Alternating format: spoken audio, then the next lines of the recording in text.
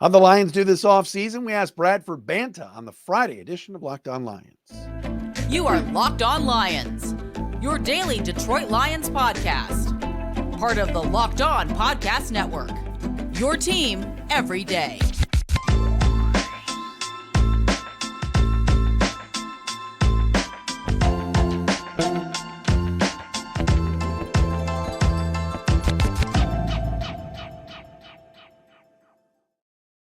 And what's happening, everybody? Matt Dery back with you on another edition of Locked On Lions right here on the Locked On Podcast Network, your team every day. Today's Friday, March 29th into Easter weekend, and Saturday, March 30th.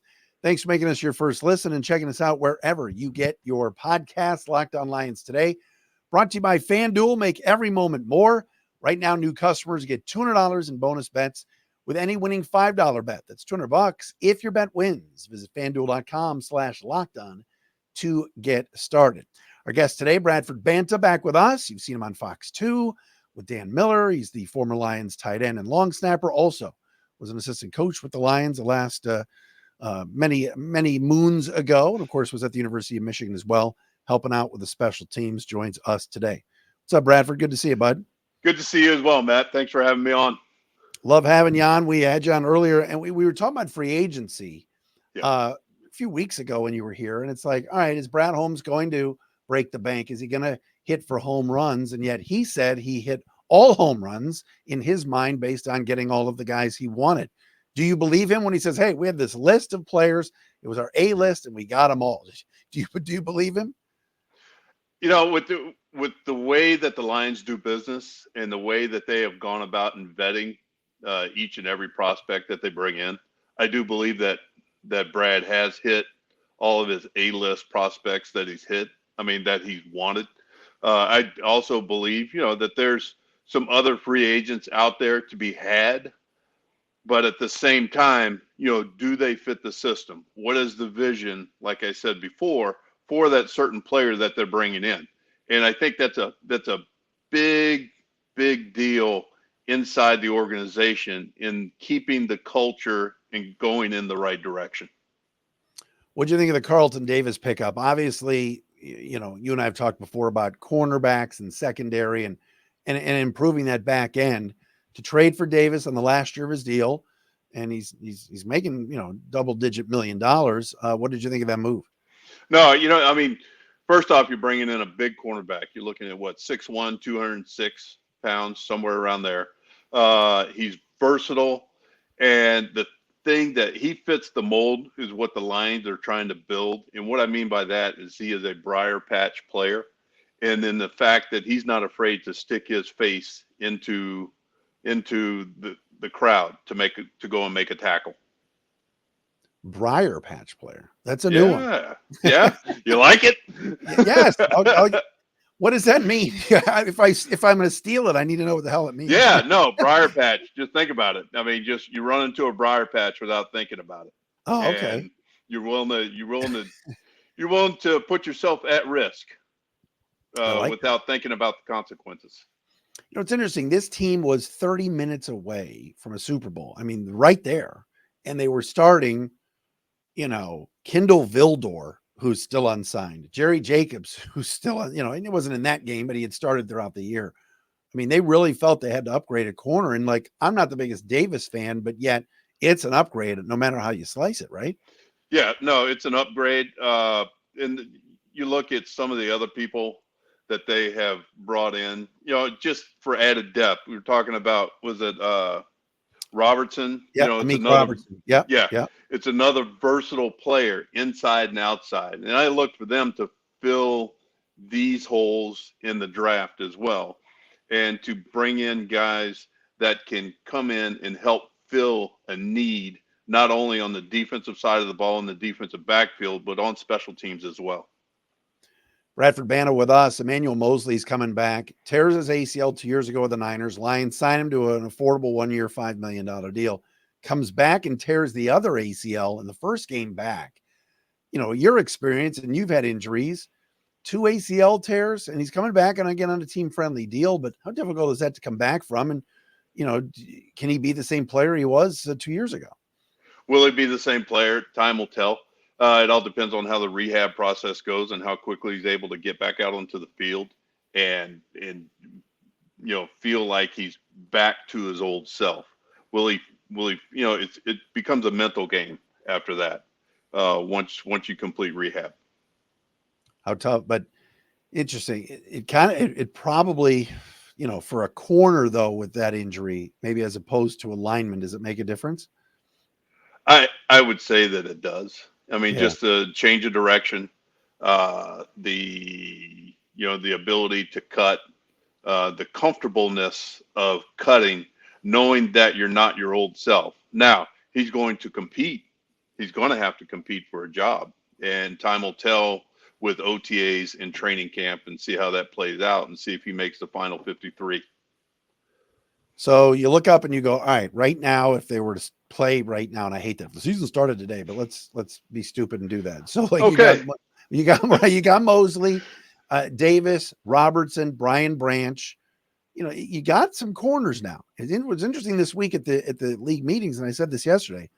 Brad Holmes is going, yeah, we're it's not a desperate need at the moment. And Dan Campbell's like, yeah, it's urgent. We need another corner because obviously Cam Sutton is still running from the police and no longer on the team. How crazy is that? Yeah. That is crazy. Yeah. How do you look at 29 in the first round and say yes corner, or do you go, oh, they might be all right in that department, at least for now? I mean, it's just added depth. You look at, let's say you got the other free agents that are out there.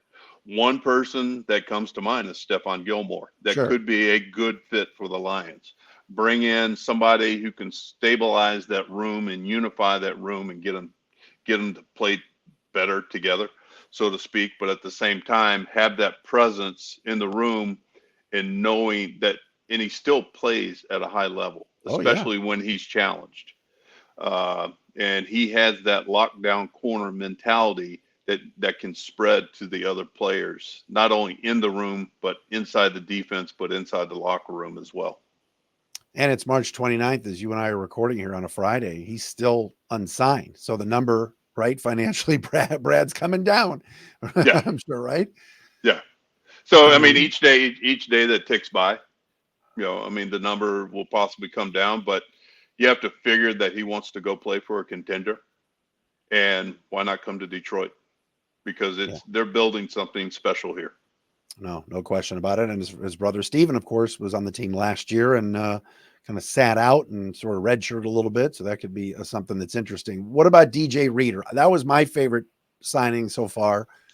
Re-upping Glasgow was important, but Reader as just that driving force in the middle of the defensive line next to Aleem McNeil. How about that duo right now? You know what? I like the signing. The one thing that you have to question is how is his rehab going to go with the quad tendon that he did have. But you talk about a productive player and a run stuffer, that he definitely fits the bill. I think that he is going to be a productive interior defensive lineman for Aaron Glenn and the staff and the people that they put around him, because what they really need is they not only need possibly another edge, but also some interior pass rush to help Aiden with his pass rushing capabilities.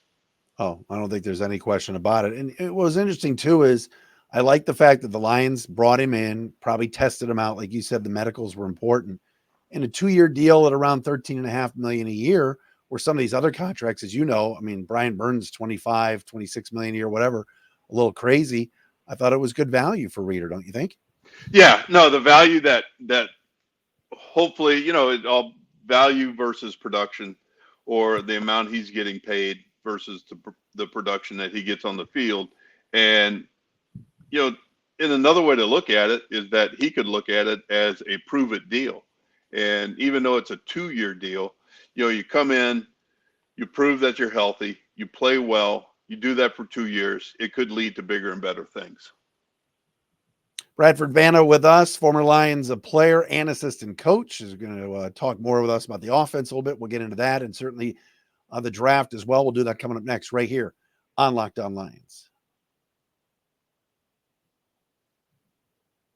And we mentioned before, Locked On Lions brought to you by our friends at FanDuel NCAA Tournament Sweet 16. We saw North Carolina lose last night, so down goes a 1 seed. So say goodbye to busted brackets because FanDuel lets you bet on every game of this tournament. Whether you're betting on a big upset like we saw last night or a 1 seed, it's time to go dancing on America's #1 sportsbook. More Sweet 16 games tonight. So that means you got to go to FanDuel.com/lockedon. Right now, new customers get $200 in bonus bets if your first $5 bet wins. That's $200 to use on point spreads, money lines, and you can even pick who is going to win it all. Baseball is underway as well. Get in on that on FanDuel. FanDuel.com/lockedon. Bet on college basketball, though, in the NCAA tournament until they cut down the nets. Check him out on Fox 2. Bradford Banta is with us, also a close, warm, personal friend of Ross Tucker's. I saw former teammate. Ross behaving in this offseason, Brad. Have you talked to him? Well, I you know what? I haven't seen any posts lately of what he's been eating. Yes. So, I think he's been doing okay, though. Well, that was my highlight of the season. So he was in for the Rams playoff game, and I was down there. So I told him I'm gonna be on your Tuck spreads, and so I held the phone for him as he was going through the buffet line. But when he was on the show that week, he said, "What are we eating?" I said, "I'm predicting Lebanese food because that's kind of what we're known for here." And lo and behold, he got his chicken shawarma, and he shouted me out, so that was all good. But Ross is happy Ross as a clam. Oh yeah, of course. And he ate a lot. I watched. Of course he does. But he had to walk the sidelines, so he burned it off. All right, Glasgow back, Jonah Jackson gone, but Zeitler in. What do you think about what the offensive line is going to look like? No, I think they're going to pick up where they left off this past year, if not upgrade just a hair with Zeitler, just with the durability factor of him being in the lineup. It's going to be keeping those guys healthy, having the same starting five, start all 17 plus games that they're going to be involved in this year. One of the things I look for them to do is bolster in the draft to help the cause on down the road. They're positioning, I think the Lions are positioning themselves to where that they can start to put players in,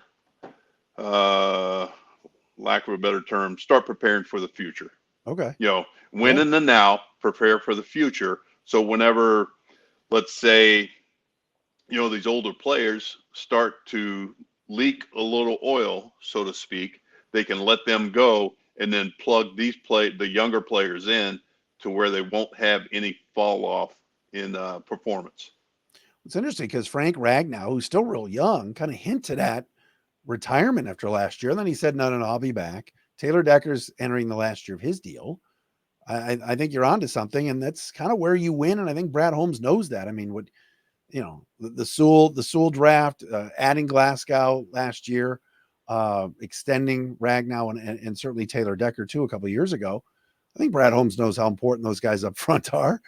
Yeah, no, and I don't know if I said it on your show, but this is a big man's league, and that's where you win these games, especially come the months of late November, December, early January. That's where you're going to win in this league.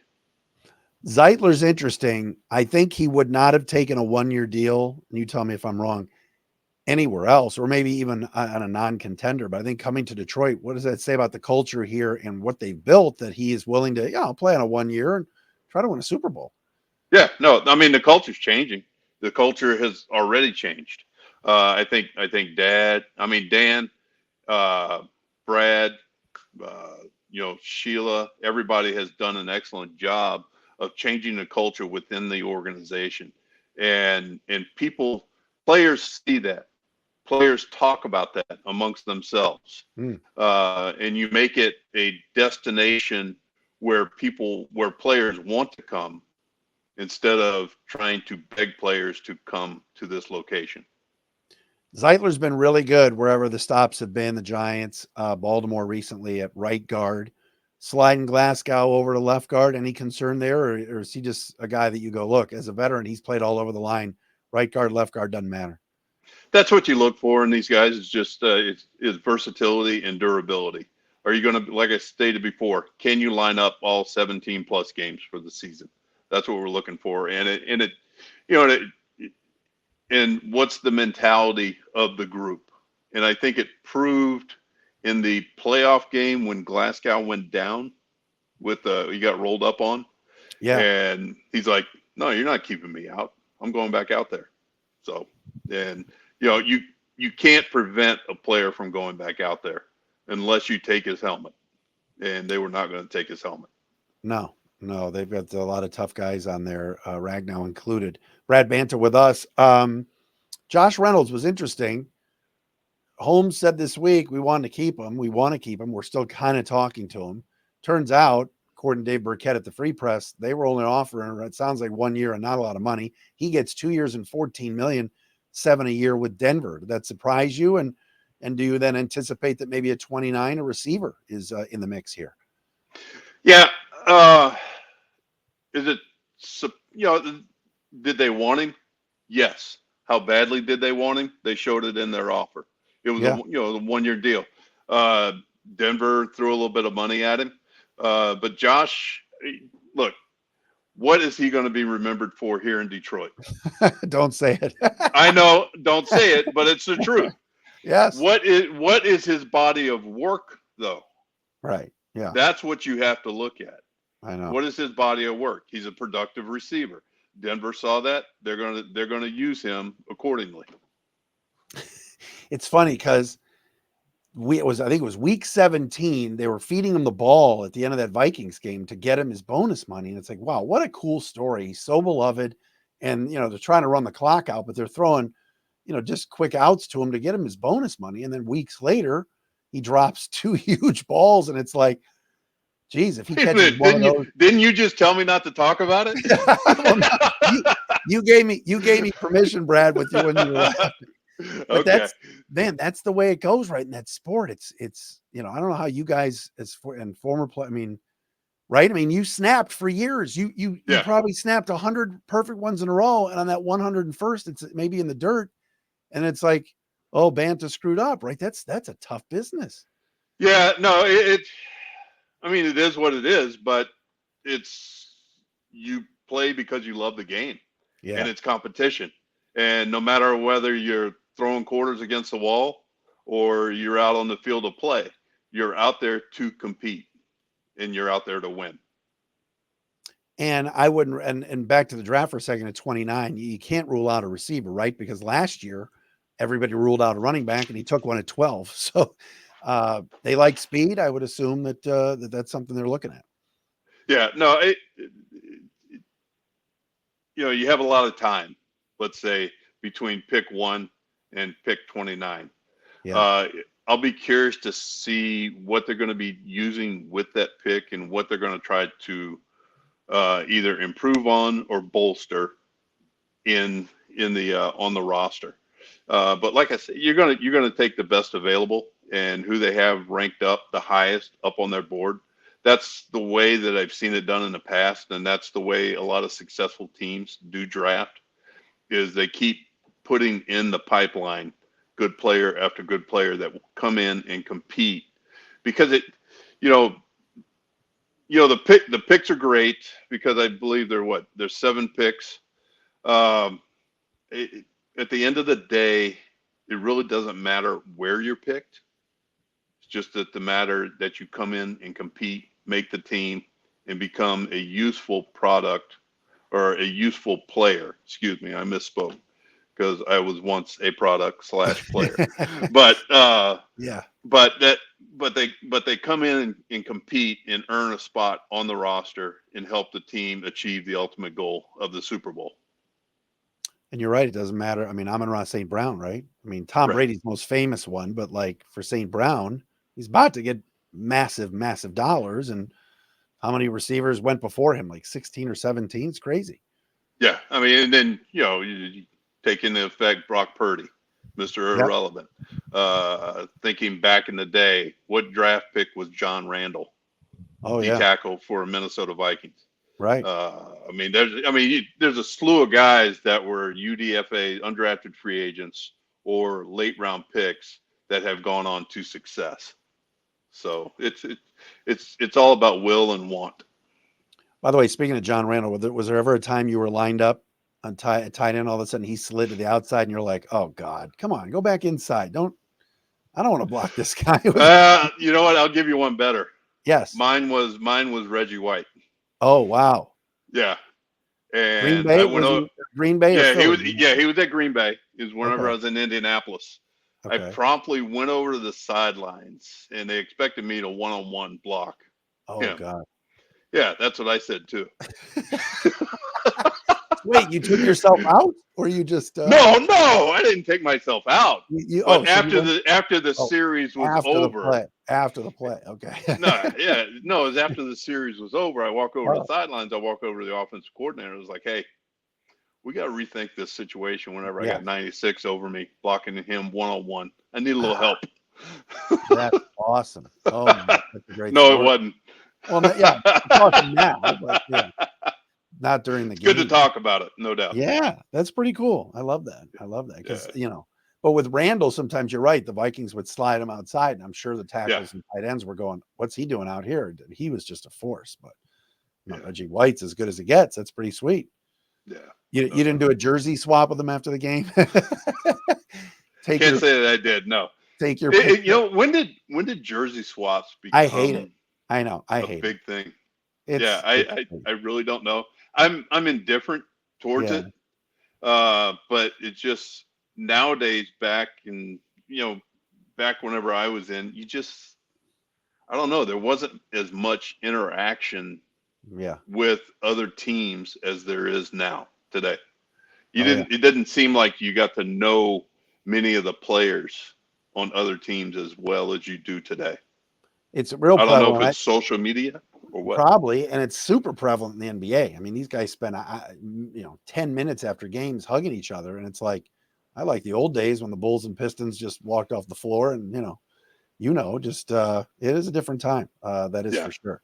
All right, draft. I want to get into a little bit of that with Bradford as well as the NFC North. We'll do that next.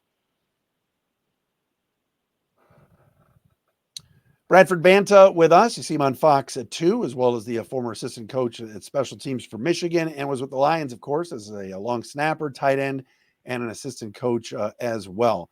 All right, so we talked a little bit about the draft, but do needs jump out, or is this team at a point now, and you mentioned O-line before, just adding depth, but is there a position you feel like, all right, they're definitely going to take this, that? Is it edge? Is it receiver? Or is it all now just best available because, like you said, the roster is so good? Yeah, I think it's going to be best available, but it may be a little bit slanted, just a hair. I think they're going to try to help out the defense as much as they can, and also start putting in or start picking offensive linemen that they think that could help them down the road and in the future. This is an interesting one. I was talking to Chris Burke from The Athletic the other day. Here are the Lions sitting at 29. What if Brad Holmes on the first night wants to trade back and not draft? You got thousands of people down Woodward all waiting for the Lions pick and the guy to walk across the stage. And Brad might go, I may trade back. That would be a total buzzkill. Yeah, but I mean, it's a business, and he's trying to do what's best for the club. And, the moves that he's made have made sense, even though the fan can't see the logic in it at that point, but the moves that he's made have made sense, and the people that he has picked or picked up along the way have all been contributors for the most part. So it appears, right, the Bears within the division are going to take Caleb Williams at 1. The Vikings need a quarterback. They've got Sam Darnold, but they're going to draft one. This is going to be shaping up to be an interesting season in this division, don't you think? Yeah, I think so. I mean, look, the Bears with their roster, they're still a work in progress. They're going to need help defensively. They're also, obviously, they're going to need help at quarterback. There's, all things are pointing towards Caleb Williams. Minnesota Vikings, just like you said, what's their answer at quarterback? I think they're still strong defensively, but it's a quarterback-driven league. That's an age-old adage that has been thrown around since the beginning of time, just about. And then Green Bay is going to be the interesting one with Love having established himself and already having a couple pelts on the wall as far as playoff games. I think they have to shore up their O-line. And then with the new defensive coordinator that they have coming in, we'll see what kind of scheme that they start running. So I think it's going to be in my opinion, I think it's going to be a 2-horse race whenever it comes to the NFC North, and it's going to boil down to Detroit and Green Bay. So Vegas has the Lions win total at 10.5. They obviously won 12 games last year, but Green Bay also at 10.5. Mm-hmm. What do you think of that? No, you start looking at the schedule. It's tough. 8 games. Yeah, 8 games that the Lions play are all against playoff teams. So was just about half, and that's why Vegas is so good at what they do at labeling it at 10.5. Yeah, because excuse me, the NFL wants close games. They want that. They want if they could have every game be 3 points or less whenever it clicks down to triple zeros, then they would be happy as a clam. But I mean, you stop and think about it. You have, Green Bay, Minnesota, Chicago, everybody twice. And then you have the Rams playoffs, Seattle at home, Jacksonville at home, Tennessee at home, Tampa Bay, Buffalo. These are all home games, but with Tampa and Buffalo both playoff having teams. been in the playoffs, and then the road games, you have Arizona, Houston, Indy, San Francisco, and then Dallas. So I think that,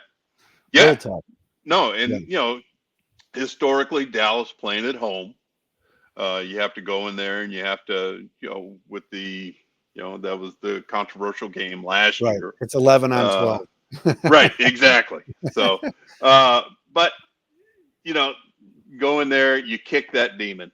You go out to San Francisco, which is typically, let's say, possibly a 2-day trip. You get you a little bit out of your norm, going out to San Francisco. Indianapolis, I mean, really could be a bus ride away, but it's a 30-minute flight. Houston, with Stroud coming on like he did, can he continue on the same meteoric rise that he's been doing? Time will tell, but you have a lot of the same things in place for him there that you had last year. You look for that team to improve. And then Arizona, who knows what you're going to get with Arizona. All right. Yeah. No, I like what their coach did last year. Did the best he could, and I thought did a pretty decent job. Final thing, you were around this young man down in Ann Arbor, JJ McCarthy. There's people saying he could go number 2. Are you buying that? We'll see. All it takes is one. Yeah. One team. And there were reports that Brian Kelly let it out of the bag, with Jaden Daniels in a press conference saying that, could be Washington or Washington. Right. But each one of these teams in the top 5 or 6 are doing their due diligence on every one of the players. I have a very biased view towards JJ. I think that, just watching him progress, and you try to take a step back and look at him in the way that he prepares, in the way that he practices, and the way that he interacts with his teammates. I think you saw that come out on the field and what the public was able to see. But I was fortunate enough to be behind the scenes and able to see what kind of person he really is. And, he's a quality individual that understands what it takes to be a good teammate, but he's also physically gifted enough to lead a team to victory. Well, that's great insight, Brad. Always good to see you, my friend. Thanks for coming on today. Thanks, Matt. I appreciate it. You got a Bradford Banta with us, the former Lion player and assistant coach on a Friday. Locked On Lions. We'll talk to you next week.